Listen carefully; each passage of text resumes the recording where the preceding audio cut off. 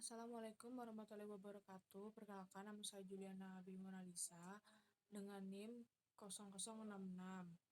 Saya akan mempresentasikan tentang perencanaan wilayah perbatasan Indonesia. Yang pertama ada definisi wilayah perbatasan dan sebarannya di Indonesia.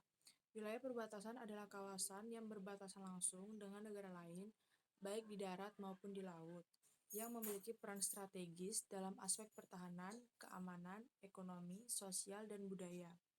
Wilayah ini seringkali menjadi pintu gerbang antar negara yang menjadi perhatian khusus pemerintah dalam pengelolaannya. Dalam konteks ini, wilayah perbatasan mencakup dua, yaitu perbatasan darat adalah batas wilayah negara yang bersentuhan langsung di daratan dengan negara lain.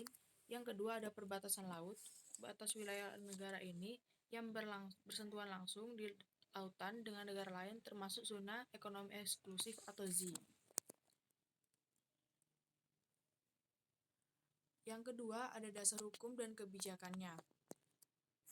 Dasar hukum perbatasan di Indonesia yaitu Undang-Undang Dasar 1945 atau UUD 1945 dengan pasal 25A yaitu Negara Kesatuan Republik Indonesia adalah sebuah negara kepulauan yang berciri Nusantara dengan wilayah yang batas-batas dan hak-haknya ditetapkan oleh undang-undang. Yang kedua ada Undang-Undang Nomor 43 Tahun 2008 tentang wilayah negara yang menjelaskan mengenai batas wilayah negara termasuk batas darat, laut, udara, serta pengelolaannya. Yang ketiga ada tugas perencanaan wilayah perbatasan. Yang pertama ada identifikasi dan pemetaan wilayah, yaitu mengidentifikasi lokasi-lokasi strategis yang berbatasan dengan negara lain, baik darat maupun laut. Yang kedua ada penyusunan rencana tata ruang kawasan perbatasan, yang menyusun rencana tata ruang wilayah RT/RW yang spesifik untuk kawasan perbatasan agar pembangunan sesuai zonasi dan berkelanjutan. Yang ketiga ada penyusunan rencana aksi pengelolaan perbatasan yang membuat rencana tahunan dan jangka menengah pembangunan perbatasan termasuk sektor transportasi, ekonomi, sosial, dan pertahanan.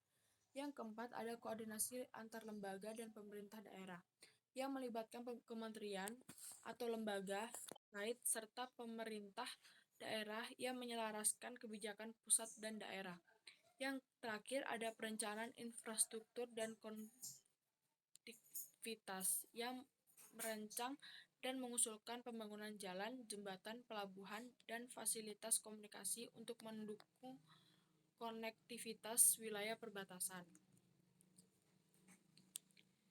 Yang keempat ada strategi perencanaan wilayah. Strategi perencanaan wilayah dibagi menjadi 4, yaitu yang pertama ada pendekatan wilayah atau spatial approach yang mengembangkan kawasan di perbatasan sesuai dengan potensi dan karakteristik wilayah alam, yaitu alam, budaya, dan geografi.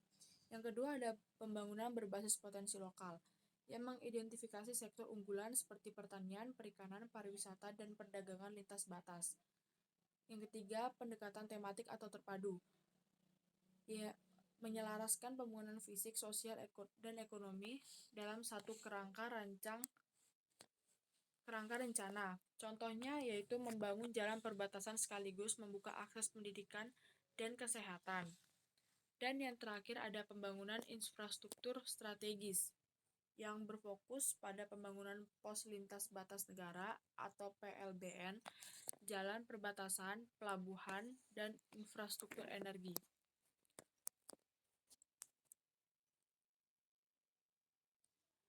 Yang kelima ada tantangan dalam pengelolaan wilayah perbatasan, yaitu infrastruktur yang terbatas. Contohnya banyak wilayah perbatasan yang belum memiliki akses jalan, listrik, air bersih, dan jaringan telekomunikasi atau fasilitas umum yang memadai.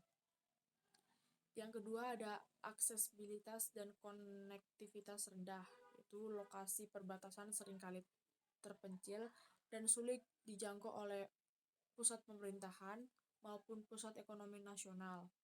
Ketiga ada kesenjangan sosial ekonomi. Penduduk wilayah perbatasan umumnya memiliki tingkat pendidikan, kesehatan, dan pendapatan yang lebih rendah dibanding wilayah kota.